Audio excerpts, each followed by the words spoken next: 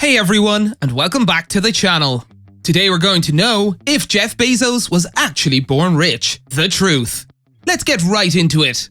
Thanks to his online empire, Amazon, Jeff Bezos is the third richest man alive. What began as a digital bookstore evolved into the world's largest e-commerce company. Bezos has used this money in a variety of ways, including sending himself into space. You can't deny his success, whether you like him or dislike him. But a lot of people are curious to know if Jeff Bezos was born rich. To put it simply, Jeff Bezos did not come from a wealthy family. When he was born, his mother was 17 years old and his father was 18 years old. They flew to Mexico to marry before Jeff was born, using their parents' money. His father was a low-income man who worked in a retail store for less than $1 an hour. He also preferred to spend his meager funds on alcohol and items for his unicycle troupe. Bezos' mother divorced his father when he was 17 months old, when she was a senior in high school. Fortunately, Bezos and his mother were raised on his grandparents' ranch in New Mexico by his grandparents. His grandfather had to fight for his mother's right to return to school. Bezos lived with his grandparents while his mother finished high school and college. Many people believe that living with your grandparents means you have it easy, but this was not the case for Bezos. Bezos credits his grandfather with instilling in him a strong work ethic. When Jeff Bezos was 4 years old, his mother met his stepfather, Miguel. His stepfather came to the United States from Cuba when he was 16 years old and didn't speak English. Miguel Bezos learned English well enough to attend the same university as Jeff's mother within a couple of years. When Jeff and his mother married, Miguel Bezos adopted him. The struggles that his stepfather faced motivated Jeff Bezos to keep on trying, even when things became difficult.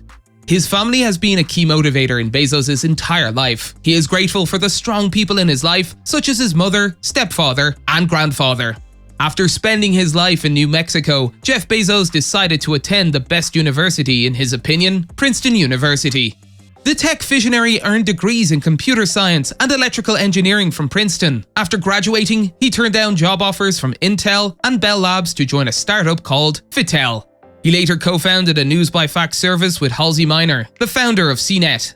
After that failed venture, Bezos became the youngest senior vice president at D.E. Shaw, rising through the ranks in just 4 years. Bezos might have stayed on Wall Street for the rest of his career if he hadn't been captivated by the fact that the internet was growing at a rate of 2,300% per year by 1994. Soon after, he had the idea for Amazon, and the future CEO began brainstorming a list of 20 possible product categories to sell online. Amazon.com, which was then a platform for selling books, began in a garage with a potbelly stove.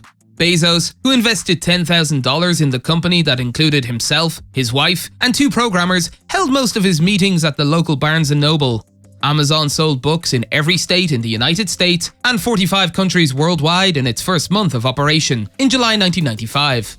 Bezos tried to raise money during Amazon's first year by predicting $74 million in sales by 2000, far underestimating the reality: $1.64 billion in sales in 1999 alone.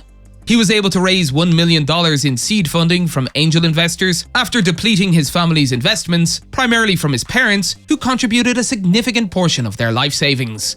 The first 20 investors in Amazon each contributed around $50,000 for a 1% stake. Given that the investors kept their entire stakes and were never diluted by later investors, each investment is now worth approximately $16.71 billion, representing a roughly 334,200 times return. Amazon raised another $8 million in Series A funding from venture capital firm Kleiner Perkins in June 1996. Amazon went public in May 1997 and was one of the few dot-com startups to survive the dot-com bust.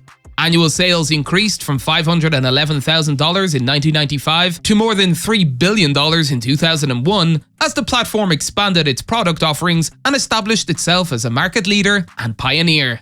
Bezos revealed his plans for the company's revolutionary Amazon Prime subscription business, including Amazon Prime Air, which would use drones to deliver packages to customers in 2013.